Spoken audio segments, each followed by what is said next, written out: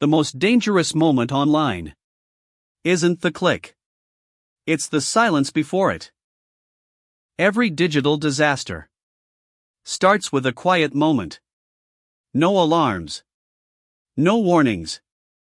Just a screen, waiting. Hackers don't rush you. Life does. Deadlines. Stress. Distraction. And in that silence, attention drops. Systems don't fail in silence.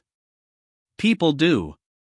Not because they're careless, but because they trust the familiar.